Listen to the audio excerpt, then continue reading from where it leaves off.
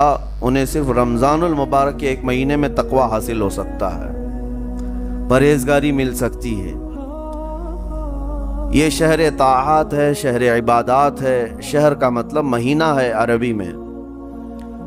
اور دیکھیں کتنی سہولیات تمہارے لیے رکھی گئی ہیں کہ شیطان کے وسوسوں سے محفوظ رکھا گیا، کہ تمہیں مہینہ بھر شیطان اور اس کی ذریت سے، اس کے حملوں سے بچا کر رب تبارک و تعالیٰ نے اس مہینے میں رکھا ہے۔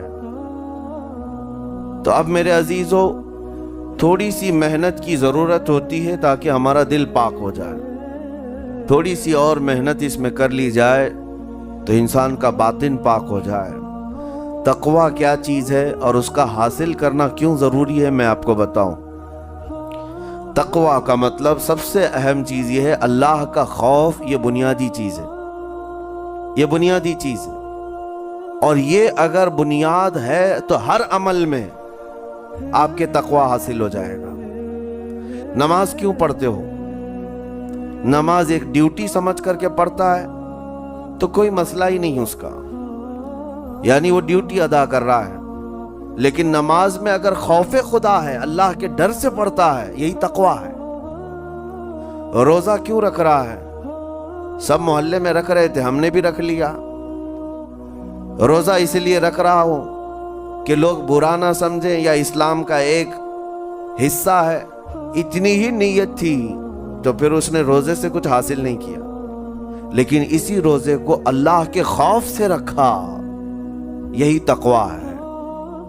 تو خوف خدا، اللہ کا خوف آ جانا ہر عمل میں، یہی تقوی ہے۔ اور اگر یہ چیز نہیں ہے تو انسان بہت بڑے بڑے گناہ بھی کر جاتا ہے، اسے ڈر نہیں لگتا۔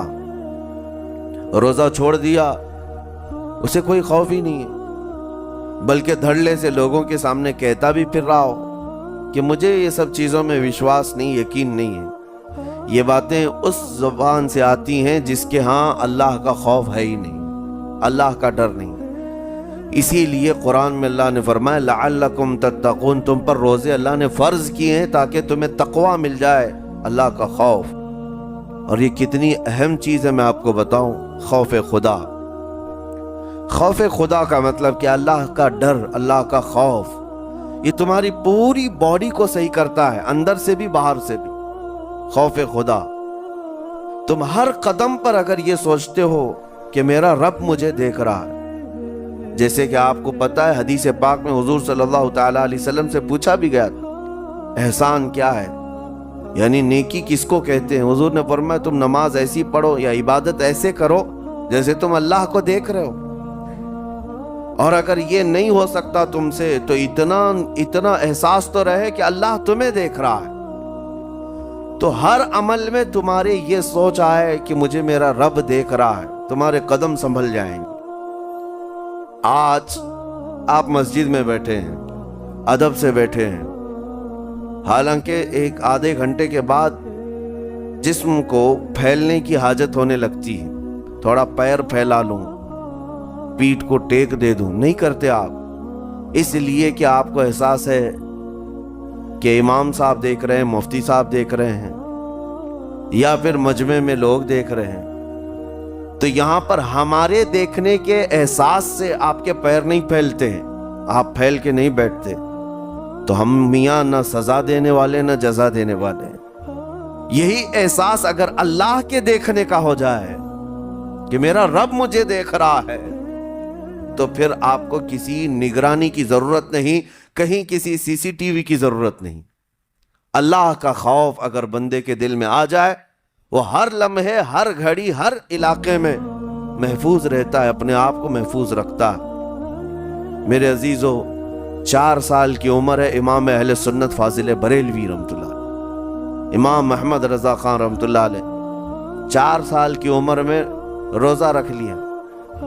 گرمیوں کی شدت تھی، گھرانہ علمی گھرانہ ہے، باپ بھی بڑے عالم دین، دادا بھی بڑے عالم دین ہیں۔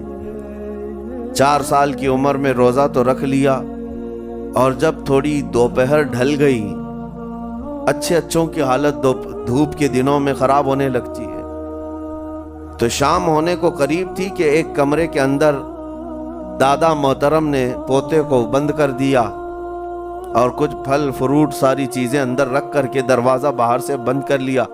कहा बेटा खा लेना, मैं किसी को बताऊंगा नहीं, किसी को नहीं बोलूंगा। 4 साल की उम्र है, तुम्हारा रोजा भी रहेगा, खा करके थोड़ा पेट हल्का कर लेना। तो ये दरवाजा बंद करके दादा मोहतरम चले गए। काफी देर के बाद दरवाजा खुला तो वो फल फ्रूट वैसे के वैसे ही, बच्चा वैसे ही बैठा हुआ है। इमाम अहमद रजा रहमतुल्लाह ताला अलैह, 4 साल की उम्र की बात कर रहा हूं। दादा ने आकर पूछा बेटा खाए नहीं, दरवाजा बंद कर लिया था। तो 4 साल की उम्र में मौलाना इमाम अहमद रजा कहने लगे खा तो लेता, लेकिन हर घड़ी मेरा मौला तो देख रहा है, जिसके लिए रोजा रखा वो तो देख रहा है। ये है तकवा, ये है खौफ खुदा, कि अगर ये किसी के दिल में बैठ जाए, उसे लोगों को दिखाने की या लोगों के उसे देखने की कोई जरूरत ही नहीं। मेरे अजीजों, तकवा हासिल करने का ये इतना बेहतरीन रास्ता है, इतना बेहतरीन रास्ता है। आप रोजा हैं, किसको पता है? मैं रोजा हूं, किसको पता है? ये राज है मेरे और अल्लाह के दरमियान। आप रोजा हैं, ये राज है आपके और अल्लाह के दरमियान। बहुत सारे मौके आपके पास हैं दिन भर में, फजर से लेकर असर तक कई मर्तबा वजू में जाना पड़ता है। बाज़ाब्ता आप कुल्ली कर रहे हैं, आधा निगल जाते, किसको खबर है? या कहीं छुप करके कोई हल्की सी चीज चबा लेते, किसको खबर है? इसलिए कि ये अंदरूनी मामला है, राज है। आप खा रहे हैं, पी रहे हैं या नहीं खा रहे हैं, नहीं पी रहे हैं, ये कोई दूसरा नहीं कह सकता। आपके और आपके अल्लाह के दरमियान ये राज है।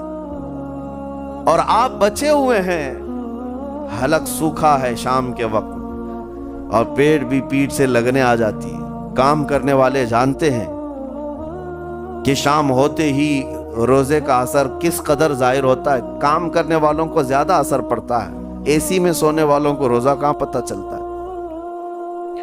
लेकिन उस वक्त भी वो न पानी का एक कतरा हलक में डालना चाहता है, ना कोई चीज छुप करके चबाना चाहता है। मुझे बताओ मेरे अजीजों, क्यों अपने आप पर ये तकलीफ और अपने आप पर ये ज्यादती कर रहे हो? आपको अंदाजा होता है ये मैं ज्यादती नहीं कर रहा, ना ही अपने आप को तकलीफ में डाल रहा हूं, ये मेरे रब की रजा है, मैं इसी पर कायम। इसीलिए फरमाया गया कि जब इफ्तारी का दस्तरखान बिछता है और पहले ही आकर के लोग बैठते हैं, और ये सुन्नत भी है, ऐसे नहीं कि भागते भागते आप आए, वक्त हुआ, खजूर लिए और खा गए। इफ्तारी के वक्त से थोड़ी देर पहले बैठ जाओ। तुम्हारे दस्तरखान पर नियामतें रखी हुई हैं, फल भी हैं, मेवाजात भी हैं, कुछ खाने पीने की चीजें भी हैं, ठंडा शरबत भी है, देखते हुए बैठे हैं आप, लेकिन हाथ नहीं लगाते हैं। इंतजार है वक्त का कि इधर सूरज के गुरूब होना है और मेरी इफ्तार होनी है। ऐलान सुनते हैं, अजान सुनते हैं, उसके बाद आप उठाते हैं, लेकिन उतनी देर तक आप खामोश बैठे हैं दस्तरखान के पास, सारे लोग देखते रहते हैं। ये वो मंजर है जिसको फरमाया गया रब्बे जुल जलाल भी अपने बंदों को देख रहा है। रब तबारक व तआला भी देख रहा है अपने बंदों को, और सारे फरिश्तों को बुलाकर मेरा मौला ऐलान फरमाता है, ये मेरे बंदे हैं, देखो ये शाम का वक्त है, इनके हलक सूख चुके हैं, इनके पेट में भूख की शिद्दत है और इनके सामने अच्छी नियामतें पड़ी हुई हैं। ऐ फरिश्तों देखो, मेरे इन बंदों में से कोई भी इन नियामतों को हाथ नहीं लगाता, ये सिर्फ और सिर्फ मेरे लिए भूखे और प्यासे हैं। और फरिश्तों से अल्लाह फरमाता है तुम गवाह हो जाओ, इनकी हलक तर होने से पहले इनके लिए मैंने जन्नत लिख दिया। इसीलिए हदीस पाक में है, जब इफ्तार करते मेरे आका सल्लल्लाहु अलैहि वसल्लम यूं इरशाद फरमाते, ज़हब अज़्ज़मउ वबतल्लतिल अरूक़ वसबतिल अज्र इंशाअल्लाह। प्यास बुझ गई, रगें ठंडी हो गई और अजर अल्लाह के यहाँ पक्का हो गया। ये हुजूर पाक हर इफ्तार में अर्ज करते थे। मैं आपको ये अर्ज कर रहा हूं कि ये छुपी हुई चीज, इसी का नाम तकवा है। आप सिर्फ और सिर्फ बचे हैं अल्लाह के खौफ से। अब सुनो हदीस पाक, कयामत के दिन हिसाब व किताब होगा اور جنت میں جانے کا پروانہ کچھ لوگوں کو مل جائے گا اور سب جنت کی طرف جا رہے ہوں گے۔ اس میں بہت سارے لوگ ہیں جو پل صراط پر چل کر کے جنت پہنچیں گے۔ اب جب کافی لوگ جنت کے دروازے پر پہنچیں گے، ایک جماعت ایسی ہوگی جو پورے راستے میں کہیں نظر نہیں آئی، جنت جانے کے راستے میں کہیں نظر نہیں آئی، لیکن جنت کے دروازے پر وہ پہلے سے موجود تھے، چلے تھے نہیں چلے تھے کسی نے دیکھا ہی نہیں۔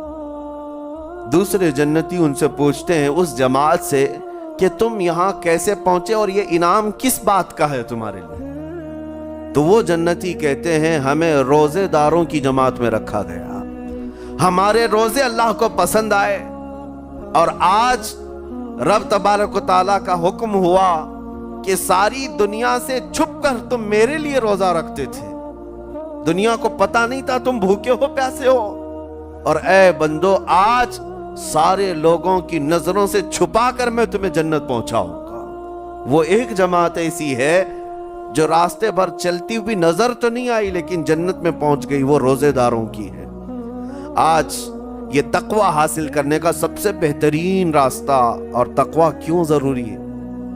اب آپ کے روزے سے کچھ حاصل ہوا نہیں ہوا آپ کو دیکھنا بھی ہے، یہ نہیں کہ کیلنڈر کی طرح گنتے جاؤ، 1 ہو گیا، 2 ہو گئے، 3 ہو گئے، ہوتے جائیں گے، یہ دن تو چلتے رہتے ہیں، گنتے گنتے 20 بھی ہو جائیں گے، 25 بھی ہو جائیں گے، 30 بھی ہو جائیں گے۔ روزے گننے کا حکم نہیں، اپنے آپ کو سرچ کرو اور پھر تھوڑی سی ورزش کرنے کے بعد بندہ ویٹ تول کر کے دیکھتا ہے کم ہوا گھٹا کہ بڑا، ہر دن دیکھتا رہتا ہے۔ ہاں، ورزش کرنے کے بعد پھر ناپ کر کے دیکھتا ہے میرے جسم کا وزن کتنا گھٹا کتنا بڑا۔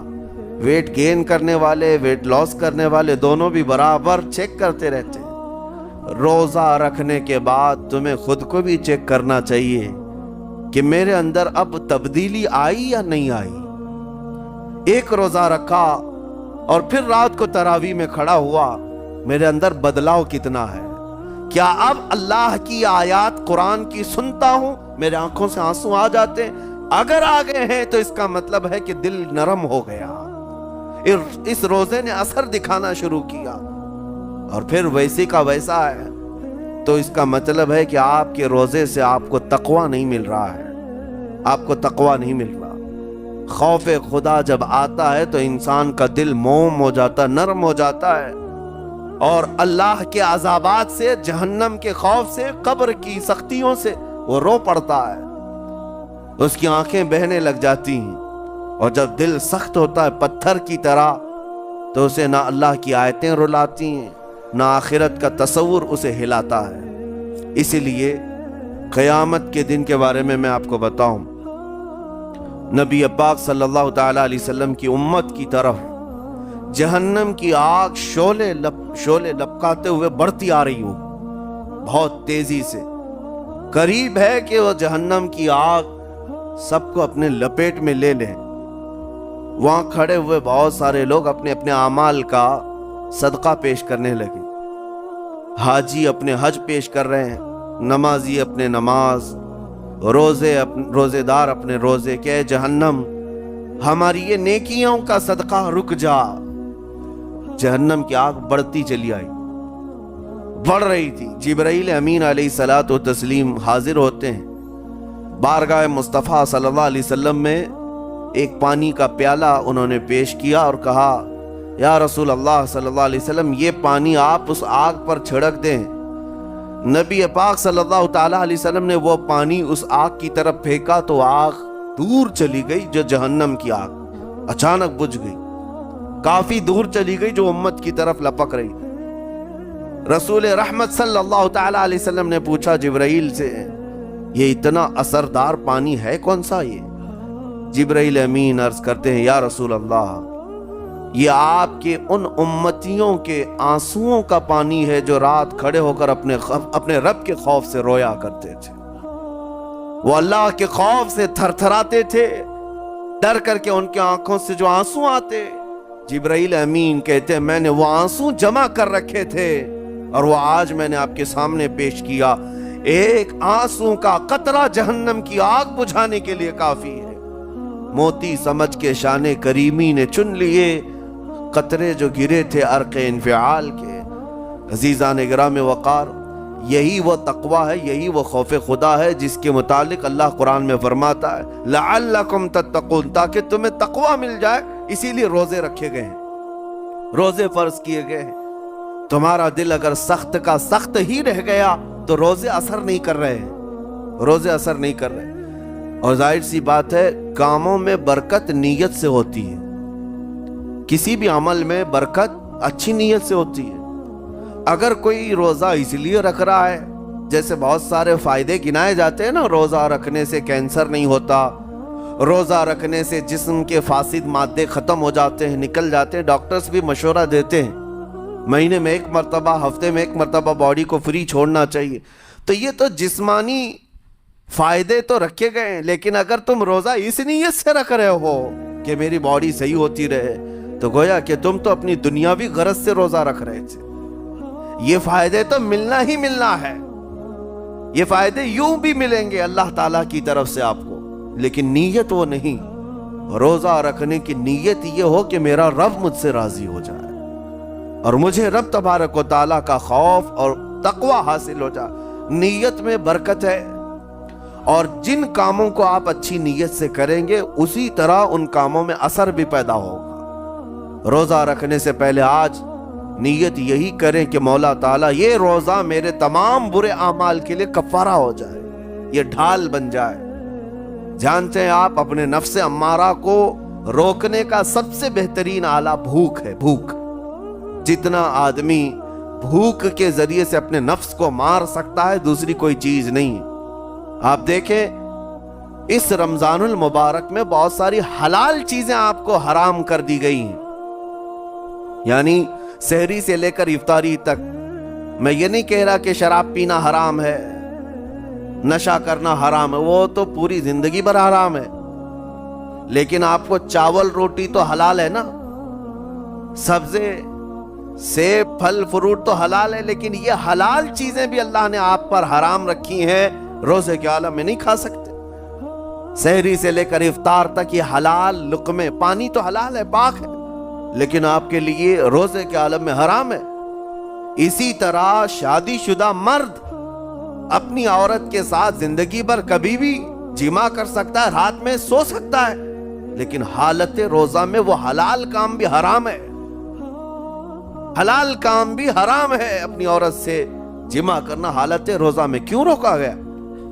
کھانا پینا بھی حلال تھا، عورتوں کے ساتھ شباشی بھی حلال تھی، لیکن روزے کے عالم میں ان حلال چیزوں کو روکا گیا۔ تو آپ سوچ سکتے ہیں اس چیز کو، سوچ سکتے وجہ یہ ہے کہ حلال چیزوں سے آپ کو روک کر بڑے حرام چیزوں سے بچانا مقصود ہے۔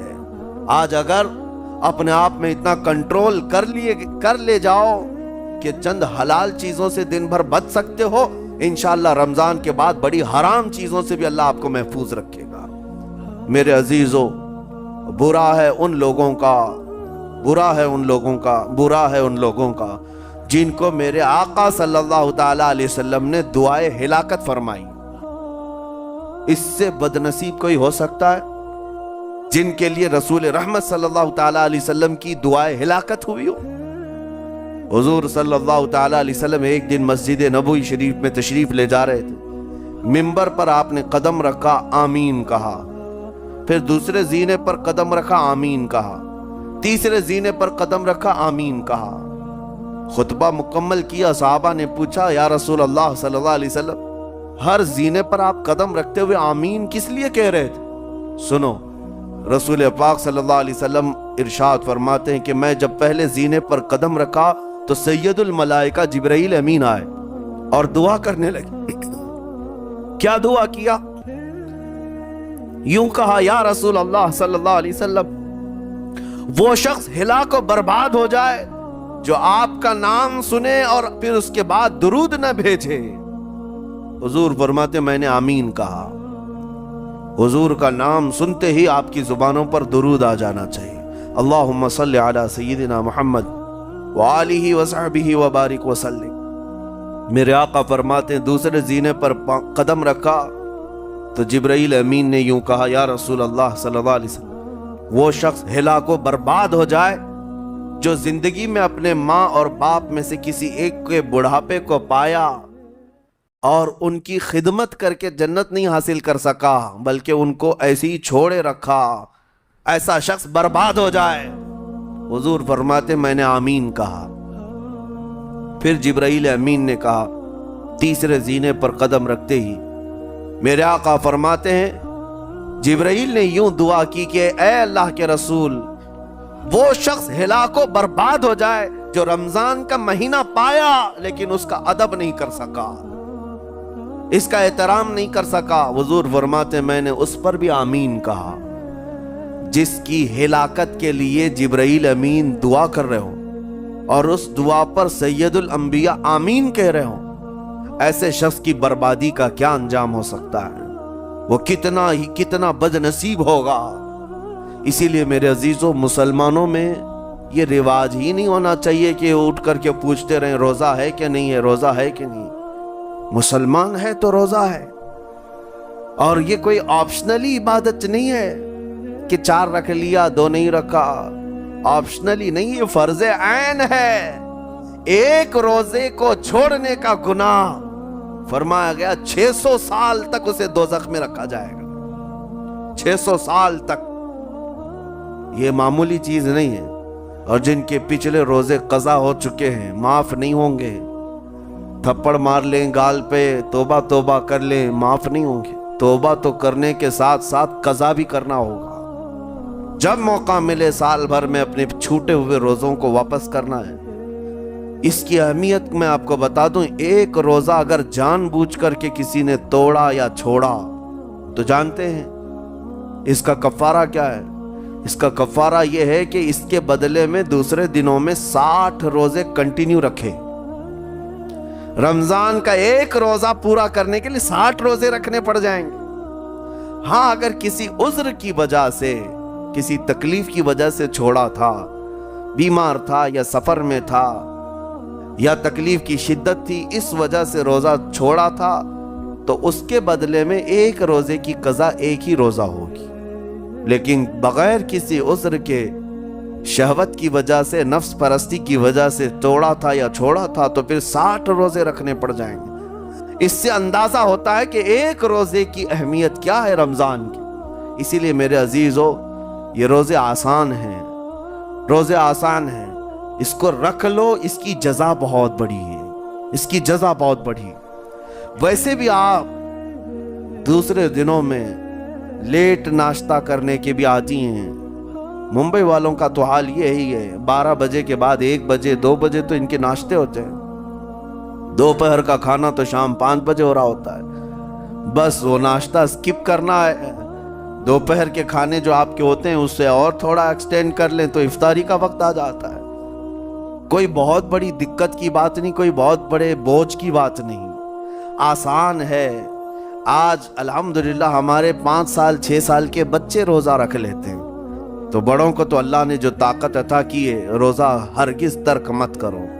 لیکن ساتھ میں آج یہ میسج ضرور دوں گا، نیت یہ کرو کہ مجھے تقوی مل جائے، مجھے پرہیزگاری مل جائے، اور یہ آپ کو خود چیک کرنا ہوگا۔ روزانہ رات کو نماز میں کھڑے ہو جاؤ تراویح کے، دیکھو کہ کتنی تبدیلی آ رہی ہے۔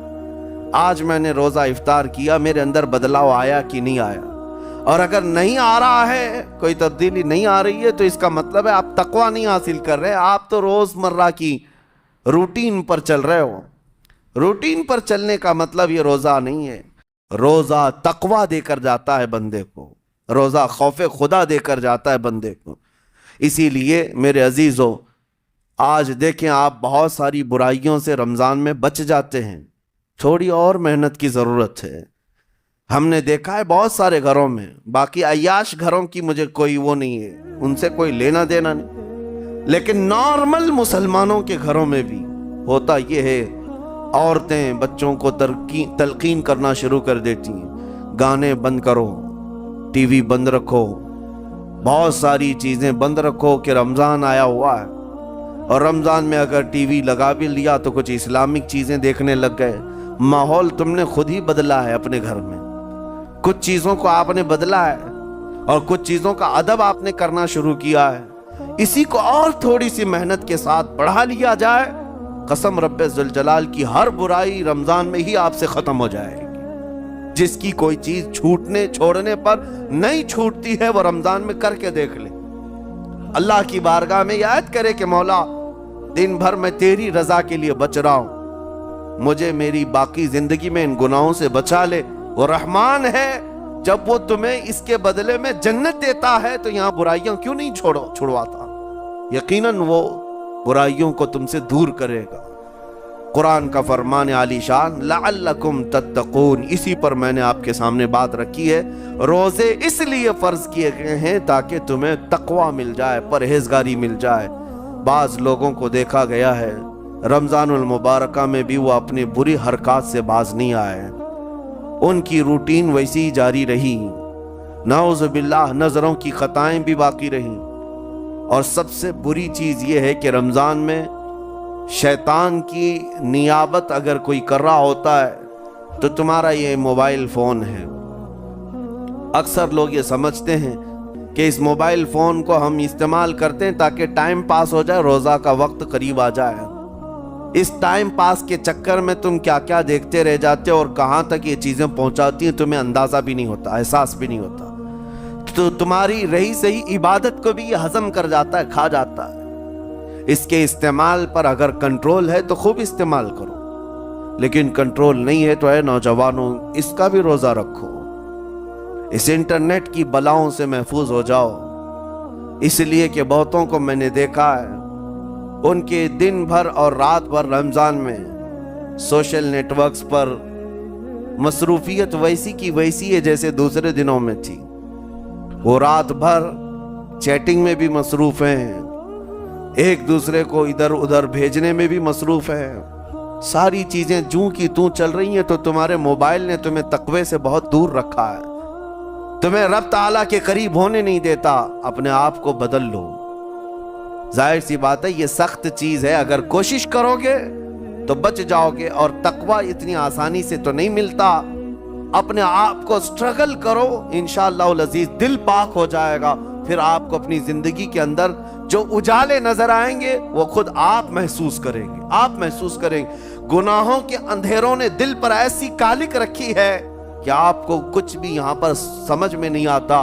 वरना नमाजों का लुत्फ ऐसा है, कुरान का मजा ऐसा है, जिसे ये लग जाए दुनिया की कोई नेमत उसके सामने हेच नजर आती है, कोई चीज उसे अच्छी नहीं लगती।